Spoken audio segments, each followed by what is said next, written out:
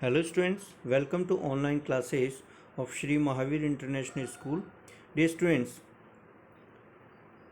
in last video I taught you about the filtration process. Now in this video we are going to start the separation of soluble solid substance from liquid. So first of all I teach you the mean of evaporation. Evaporation is what? Okay, when we heat the water, then what happens? That water changes into the water vapor. Okay, when we increase the temperature of water, then the water will change into the water vapor. So this process is called the evaporation. Then how it will be helpful for the separation? Let's see. A soluble solid can be obtained from the liquid. It is dissolved in by the process of evaporation. And the process of converting a liquid into vapor by boiling it called evaporation. As a result of heating, the liquid evaporates, leaving behind the solid components. Okay students, let me explain you simply. What happens if you dissolve salt into the water, waters, that the particles of salt has been what disappear, then you will see only the water in that water. Then how we are able to obtain that salt? Again, you have to heat it. After some time the water will evaporate and it will changes into the water vapor. Then the residue, the behind, the left particles will be of what? Salt. Okay, after the evaporation what happens? That water has been converted into the water vapor, and that salt which we dissolved in that water is left at the bottom. I hope you have understood. Fact file: the change of state of a substance directly from solid to vapor is called the sublimation. Students, there is another process, sublimation. What happens in sublimation? For example, naphthalene balls, okay, which you put in your clothes, okay, to prevent them from any insect. So that naphthalene balls can directly change into the vapor. How? With the help of sublimation process. So the process of evaporation is used to obtain the salt from the seawater. Students, in this picture see how people obtain the salt which is dissolved in water by the evaporation of seawater.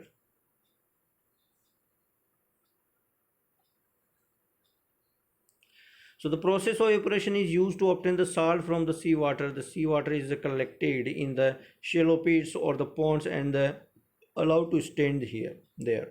The water evaporates completely due to the heat of the sun and the leaving salt behind, and this salt is then purified to obtain the common salt. Okay, same process happened here as I told you, evaporation process. Okay, that left particles of what? Salt here. Students, the things I told you in this activity also you have to perform that. In this picture, have you seen that the water is changing into the water vapor? Okay, water vapor, and the common salt is left at the bottom. Okay, we are providing the temperature by heating the help of burner. Yes, so let me read this activity. Take the some water in a china dish, dissolve the spoonful of common salt in it and stir it well. Place the china dish on a tripod stand with a burner placed below it. Boil the water till it evaporates. leaving behind the common salt. Yes, what's happening here? You have obtained the amount of salt which dissolved by you. Now students, condensation process. Students, what happens in condensation process? Let me explain. In condensation process, what happens? It is just reverse of evaporation. It's just reverse of evaporation. How? See, I told you it's just reverse of evaporation. We can write like this: condensation. Okay, this is the condensation. How it is reverse? In evaporation process, I told you that water change into the what? Water vapor. Water change into the water vapor in which process? Evaporation process. And when water vapor changes into the water, this process is called the condensation process. So the process of changing the vapor into its liquid form on cooling it is called the condensation. This method is used when the liquid components of the mixture is desirable. When water vapor comes in contact with the local surface, it changes into drops of water due to condensation. Students, what's happening here? The water vapor is going to be changed into its liquid form, that is water. What happens in this picture? In this activity number 4, what will happen to separate the both salt and water from salt solution? Students, how will you separate the salt and the water from a solution? See, in this process, in this activity, you can see a kettle. Okay, this is a kettle. In this kettle, there is a salt solution. And if salt solution is there, then it means there is a presence of salt plus water in that kettle. Now question is that how can we separate the salt from the water? Then in this method, what will happen? If you heat that salt solution which is present in a kettle, then what will happen? The water will evaporate and it will changes into the water vapor. See, this is the water vapor. This is the water vapor. This is the vapor. Okay. And this vapor will change into the water. This vapor change into the water. But how it happened? When a cold surface, okay, this surface, when a cold surface comes in the path of vapor, then vapor changes into the water. Okay, then here what happens? The vapor changes into the water. Then inside that kettle, what happened? The water comes outside and collected into another beaker, and the left substance is what? This is the salt. The salt. So I hope you have understood, students. By this one practical and by this one process, you can separate the both water as well as salt. Take some salt solution in a kettle and place the kettle on the tripod, the stand and the light burner. Okay students, I have told you this whole process. You have to read properly.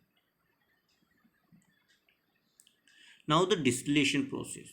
Students, there is another method of distillation. Okay. another method of separation. In this method also you will separate the soluble things from the water. But how will you separate? Let's see. Distillation is a process of obtaining the both the dissolved soluble substance and the liquid in which it is dissolved. In this method, the mixture is heated in a flask, and the flask evaporates and is collected in another beaker. With the help of condenser as shown in the picture, the solid components is left behind the flask.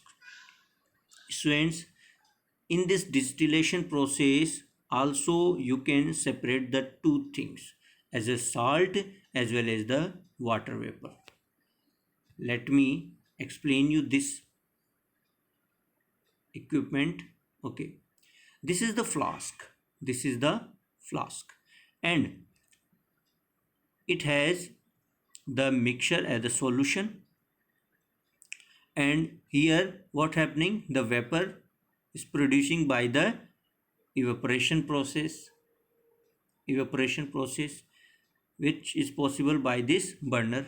And this is the thermometer, okay, which help to tell you the temperature. And with the help of thermometer we can measure the temperature. Okay, now this is the apparatus, and this is what condenser. In condenser what happens, the blue part which contain the coolant.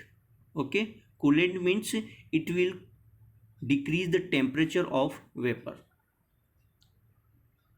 When vapor will come in the path and the middle part of that condenser, then what will happen, that vapor will change into the what, water, and the drop by drop that pure water will be collected into that other container. I hope you have understood this diagram. Let me read the distillation. Okay, separation of liquid from mixture of miscible liquids. Yeah, miscible is what, when milk which has been mixed into the water. So what is the milk is also liquid, water is also liquid, and they have mixed together. It means these the milk is what, miscible substance. So how we are able to separate the miscible substances?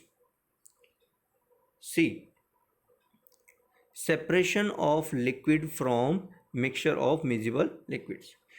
Miscible liquids are those that cannot be mixed together. Okay, for example, oil, sorry, immiscible, I'm talking about immiscible liquids are those that cannot be mixed together. For example, the oil does not dissolve in water, so it forms the layer above the surface of water, above the, and hence the oil and water are immiscible liquids. Students, there are two types of liquid. Oil is also a liquid and water is also liquid, but they are not miscible to each other. That's why we call them immiscible, because when you will mix the water and oil, then what will happens, a thin layer of oil, like this. In this picture you can see a thin layer of oil will formed at the above of, on the above of water. So this happened, so that's why we call that oil is immiscible into the water, immiscible liquid. Due to the density it happens, we will discuss in further classes. Lighter density showing by the oil and heavier density of water.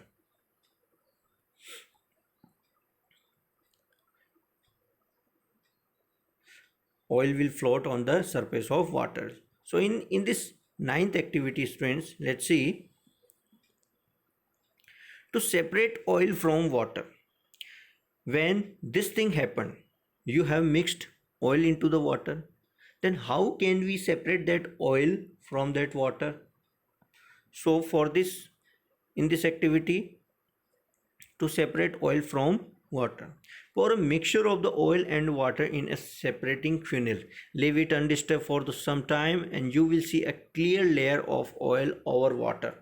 And open the stopper for the separating funnel and allow the water to flow out into the beaker placed below it. Stop the flow as soon as the layer of oil reaches the stopper. Students, simply what you have to do, here is a mixture of water and the oil. Water and the oil mixture is here. Here is a stopper. Okay, when you will open this, then drop by drop water will come down, and when this level comes here, then you will stop it. Then what happens, the layer of oil will be here, so therefore you can separate oil from the water. Now students, separation of mixture by using more than one method. Students, what happens when you receive a mixture and which is not possible, not possible by you with a single method, you cannot separate it with the help of single method of separation, then how can we separate it? We are not able to separate it by the sedimentation, we are not able to separate it by using the decantation, sieving method, hand picking, winnowing, okay, distillation. With the same method we cannot separate it. Then what will we do? We will apply the more than one separation method on a mixture. So this thing happened here. So separation of mixture by using more than one method. Very often a single method of separation is not sufficient to separate the different components in a mixture. In this case, two or more method of separation are used one after one another. See, in this activity number 10, to separate the components of a mixture of sand and water, sand and salt, sorry, it's mean add the mixture of sand and salt in a beaker containing water and stir it. Leave it undisturbed for some time. You will observe that the sand settle at the bottom of the beaker as shown in the figure B. Okay. Now use the process of filtration or decantation to separate the salt water from sand as showing in figure. To separate the salt from water, use the method of evaporation. So by doing this, the salt is left behind in the dish as shown in figure E. Students, see, you have received and you have obtained a mixture of what? Sand plus what? Salt, and in which? In water. Then how will you separate first of all that sand, then salt? So for this you have to apply the different method of separation. But how will you apply? In first method, what will you do? Mixture of salt and sand you have obtained. Then see, in this picture, sand settle down at the bottom after sedimentation. It means by using the sedimentation process, the sand has come at the bottom. Then easily you can pour it by the process of decantation. So water has been removed, and the little amount of water is still here in that sediment, then in picture third, the filtration and decantation is process is going to be taken place. So in this picture, what's happening here, this is the decantation process, and this process is called the filtration by using the filter paper. Now students, you have obtained the clean water, but still that water contain what? Water contain what? Salt. This water is also contain the salt. Then how can we remove that salt from the water? Easily we can apply here the evaporation process, and in evaporation process, what I told you, that water convert into the vapor.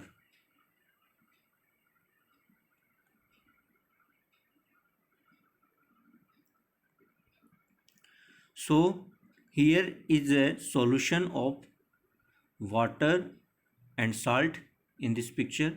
You will heat it and the evaporation process will take place. The water will changes into the water vapor, and the left substances will be here of what? Salt.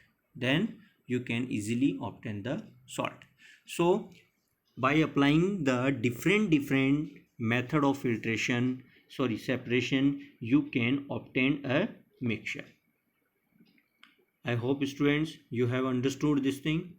Now here time to answer. Fill in the blanks. The process of converting a liquid into vapor by boiling is called what? Now I will not tell you the answer. You have to find out that answer in first, second, third and fourth. Just try to find out. I'm sure you will be able to answer. And in next video, students, we will discuss about the water. As you know, students, water is very essential for us. Without water, we cannot survive, because the 70% of our body which contain what? Water. And the different process in our body, like the respiration, excretion, blood circulation, so on, are depend on the what? Presence of water. So if water is essential for us, then should we save the water or not? Yes, we must save the water, because without water we cannot survive. And as we know, the day by day the level of water and the level of underground water is decreasing day by day, and the water is going to be contaminated. It means water pollution is going to be taken place. So we must know some measures by which we can prevent the water from spoiling and from getting pollute.